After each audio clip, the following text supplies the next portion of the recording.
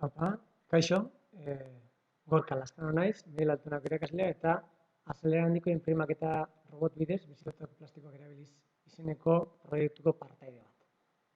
Bueno, honi buruz azalpen batzuk emoteko azken hau prestatu dut. Eta hasiko gara, bai? Bueno, gidoia zuek proposatutakotik zati handi bat hartu dut, zerbait aldatu badut ere, berez hasieratik esango dut, naiz eta aurkezpenean zehar leku askotan esango dudan, proiektu hau 2 urterako aurreikusi genuen, gainera 2 urte hauetan banatu genuen modu batera eta koronavirusa dela eta ez dugu guk nahi izan dugun punturaino heltzerik izan, baina bueno, nahiko hurbil gelditu gara, horregatik gidoia aldatu dut eta esate baterako emaitzak izan beharrean, eraikuntza fasea eta orain arteko emaitzak sartu ditut, ez? Eta hurrengo pausoak ere jarri ditut labur-labur. Bueno, azaltzen hasiko naiz eta honekin proiektuaren sarrera orokorra eta partaideetara joango naiz. Proiektuaren sarrera orokorra, proiektu honetan batez ere robotikako eta 3D inprimaketaren arteko teknologien arteko uztarketa bat egin nahi genuen, eta orain arte ezagutzen, gehien ezagutzen ditugunak eskoletan, hauek mahai gaineko inprimagailua dira, gehienetan FDM teknologia erabiltzen dutenak, eta orduan nahi genuen antzerako zerbait egin eta FDM teknologia erabilita ere beso robotiko batera pasatu, eta horrekin eskala handiago batera salto egin, ezta? Hori da helburua. Horretarako Armeria Eskola eta Miguel Altuna dira proiektuan parte hartu duten lanbide heziketako zentruak, eta Armeria Eskolatik Eneko Ansotegi eta Jose Ignacio Gabilondo daude parte hartzaile moduan, eta Bergaratik Alberto Bolinaga eta Gorka Lazkano ni neu.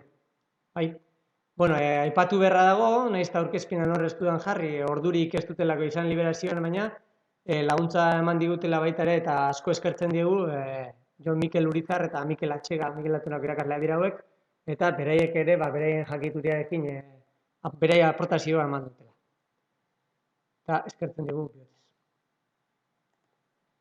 Proiektuaren helburu orokorra zein da, ez? Helburu orokorra hor jartzen duen moduan, fabrikazio gehigarriko teknologian eskala handiago batera jauzi egitea. Bide horretan, emaitza arrakastatsua lortzen ari diren atzerriko esperientzien estrategia jarraitu eta barreginez. Orden, esperientzia hauetan guk ikusi dugu, harinagotik ikusten genuen, grantza bidez, edo grantza da peleta ere esaten zaio, plastikoa bolatxoetan trituratuta eta hortik alimentatzen zela inprimagailua, ez? Guk hori uste genuen hasiera batean, horrela proposatu genuen, baina, gero azalduko dugun moduan, proiektua garatzen joan denean, aldatu dira gure bideak, eta orduan hasiera batean grantzarea beharrean, bobinatik jo dugu, baina, hemen ikusten duzu hemen, lehen esan dizu, eta horre ikusten genuela, 2 ikasturterako eta 2 fasetan banatzen dugu proiektu, lehenengo fasean bobinatik inprimatzeko gai den inprimagailu bat sortzea da helburua, eta proiektuaren bukaerako helburua izango litzakena hurrengo urtea, eta horren proiektuaren jarraipen eskaera ere egina daukagu, eta sortea baldin badaukagu, edo zuek ala ikusten baduzu eta ematen badiguzu, jarraituko dugu, eta hurrengo pausua izango litzake grantzara salto egin, eta guzti hori, aurrerago hobeto azalduko duena. Hirugarren puntu bezala jarri dugu merkatuan dauden teknologiak aztertu. Horretarako aukera izan genuen, proiektuan parte hartzaileetatik nik bakarrik, baina laguntzen ibili denetako bat Mikel Atxega bai, eta Mikel Atxega eta nik Bergaratik, eta beste Tolosaldeako irakasle batzuekin, eta teknikako beste partaide batzuekin, aukera izan genuen Frankfurten izan zen Fornest azokara joateko, azararen 19-ko batera izan zen hori, Fornest azoka hori fabrikazio aditiboari buruzkoa zen, eta egia zen, oso erabilgarria izan zen, nire kasua hementzat gauza berri asko ikusi nuen, bidea nahiko argitu zidan, eta bestei transmititzeko modua izan nuen, nahiz eta lehenagotik ere ikusia geneukan, eta bilera bat edo beste egina geneukan, enpresekin ere, kolaboratzaileekin, merkatuan dauden teknologiak aztertu, ezta? Eta hori egin genuen, ginen, zer nahi genuen ikusi genuen, nora heldu nahi genuen ere bai, agian ez hain eskala espezializatuan eta hain garestian, baina nora heldu nahi genuen behintzat garbi ikusi genuen, eta nondik hasi gaitezken ere oso garbi ikusi genuen, eta hori izan zen gauza garrantzitsuetako bat, ez? Ikusten duzu hemen, alde honetan dago beso robotiko batek pieza handiak nola inprimatzen dituen, eta horretara heldu nahi genuen guk, ez? Gero esango dudan moduan, egoera aldatu egin da, ez dakigu, jakintasun ekonomiko handia dago, ez dakigu noraino ahal izango dugun, eta datorren urtean ze plan izango da, baina, moldatu ditugu gure helburuak datorren urterako eskaera egiterakoan ere, eta uste dugu oso gauza interesgarriak proposatzen ditugula. Hau da, guk hau nahi genuen gutxi gora bera, ez? Hau edo, pieza handiak egiten dituena, modu asko ikusi dituen, bai besoak mugitzen ziren sistemak, bai mailak mugitzen zirenak, bai besoak beso robotikoekin baino beste sistema batzuekin, tirante sistemekin, edo eta piste hidraulikoekin mugitzen zirenak, eta hainbat, bai. Ikusi genituen itxitakoak, hemen ikusi dituzen moduen, edo irekitakoak, ez? Hemen robota mugitzen da, maila ere bai, hemen maila mugitzen da, robotak geldi dago, sistema desberdinak eta modu askotarikoak. Hemen material desberdinak, guk proiektuan aurreikusten dugu material desberdinak erabiltzea, agian ez metala, baina bai plastikoak eta batez ere birziklaturiko plastikoak horregia interesgarriak.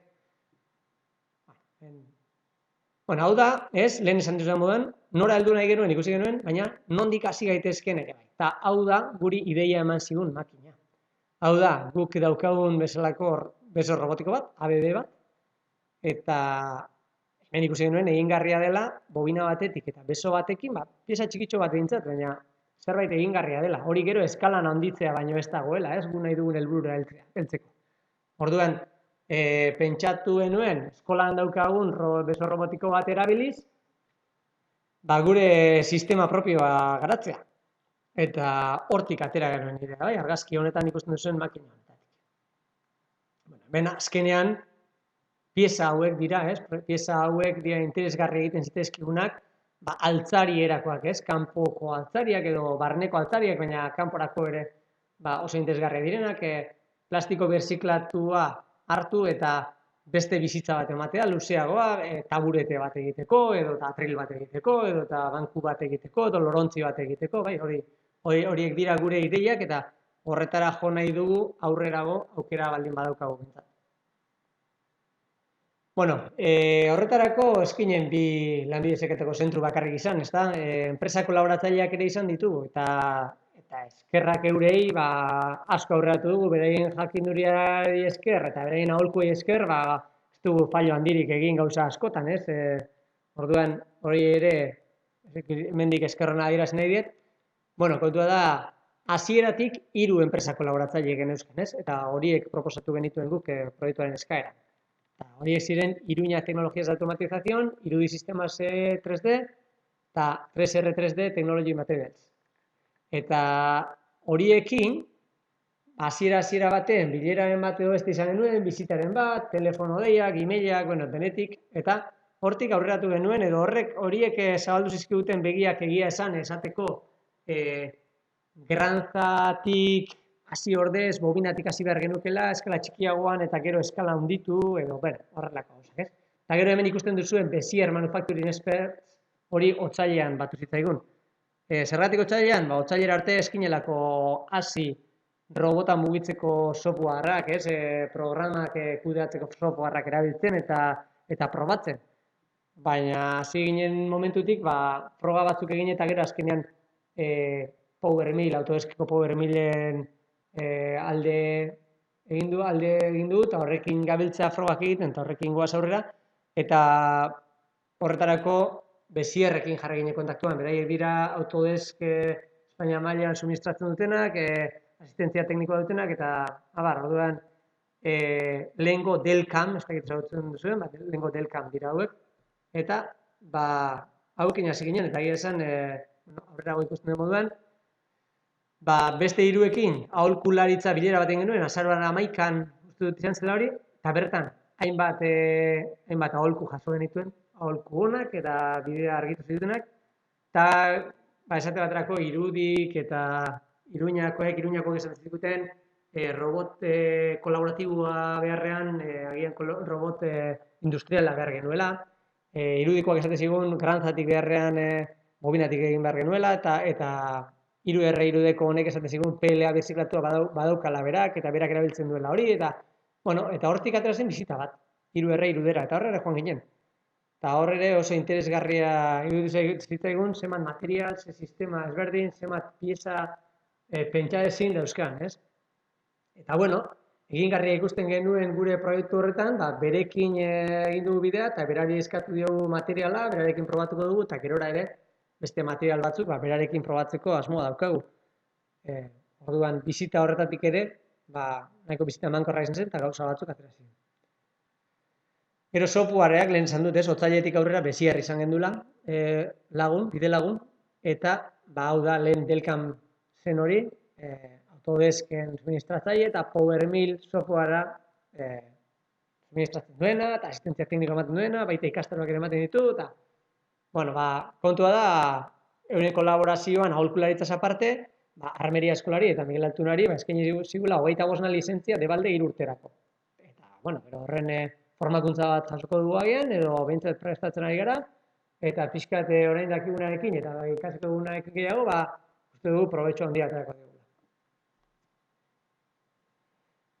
Proiektuaren garapena pasako gara, eta proiektuaren garapena lehen esan dizuen moduen, guk bi fasetan aurre ikusten genuen proiektu hau, eta horrela eskatu genuen, bi ikasturterako. Lehenengo fasean, inprimagailu bat eraiki zen, ez? Inprimagailu bat eraiki, softwarea probatu, pieza bat inprimatzeko gai izatea. Eta hasieran zen eskala handian, baina, gerora ikusi genuen igual eskala gero igotzeko kontua zela, eta grantzarekin batera joan behar zela, eta orduan, eskala txikian bada behintzat, pieza bat egitea. Eta bigarren fasea, inprimagailu hori sendotu, eskala handiago batera jauzi egin, eta material desberdina probatu, eta aparte, grantzara salto egin, ez? Grantza sistemara. Lehenengo fasea nola garatu genuen, ez? Garapena izan, lehenik eta behin robota aukeratu, ez? ABB baten alde egin genuen, ondoren estrusorea akoplatzeko lotura eta gainerako estruktura guztia diseinatu, eta hemen dauzkazue zati batzuk. Gero bideo bat ikusi ahal izango duzue, dena nola gelditu zen. Hau da, estrukturaren diseinua, ez? Hemen daukazue.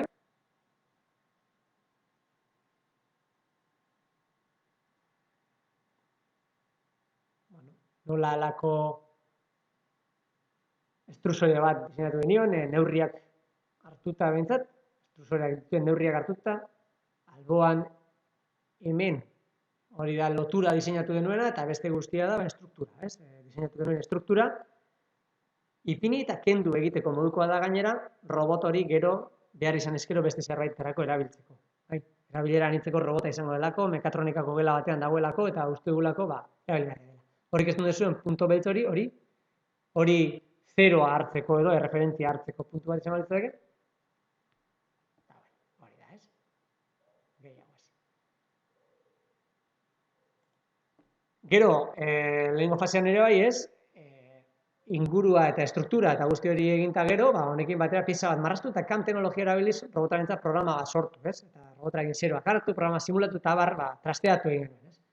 Orduen, gure robotaren estruktura berria simuladorean sartu eta simulazio errealak egin genuen. Simulazio erreal bat egin dugu, kubo txiki batena, ondo egiten duena, eta kasu honetan, azkenean, bideoaren azkenean ikusiko duzuen programa hori, USB-an robotari sartzea baino ez dago, mugimendu horiek egin ditzan, eta guzti hori egin ditzan. Eta hemen, G-kodea sartzen da, hemen, PowerMillen software honetan, eta robotarentzako programa bat agertzen da. Ikusten duzuen, hola, kubo bat, hauen diseinatuta, kubo txiki bat, erdian, baina honek, eskala handiagoan egin nahiko bagendu ere, hori da, kontua da, gu nahi genuela probatu, hau egiteko gai ginen, eta gero eskala handiagoan, zerbait egin, ez? Kuboa egiten doa.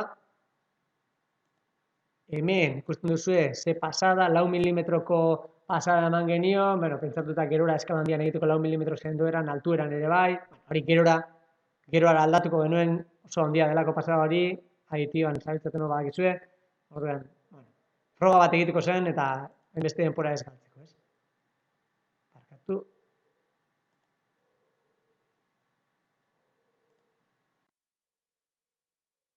Eta, hemen dizudan programa hau sartu eskero, esan dizuedan moduan robotean, gero horrek martxan egitea baino, eduki izan.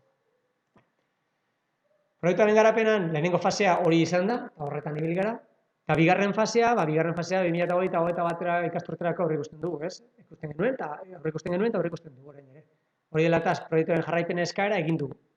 Eta aukera baldin badaukagu ematen badigute edo ematen badiguzue edo ontzat ematen baduzue, guzti hori, egingo dugu hurrengo helburuak izango diren horiek betetzeko lan. Eta hori da gure inprimagailua sendotzea, eskala handiagoan inprimatzea, material ezberdinak probatzea eta kolore ezberdinetan inprimatzea ere izan daiteke, eta guzti horretatik bobinatik grantzarako jauzia emango dugu, bestela agian kaudala ezin dugulako bobina batekin egin, ez? Ikusi ditugu sistemak 3 bobinarekin eta hori, baina, grantzara salto egitea oso interesgarria ikusten dugu eta hori izango litzateke hurrengo erronka.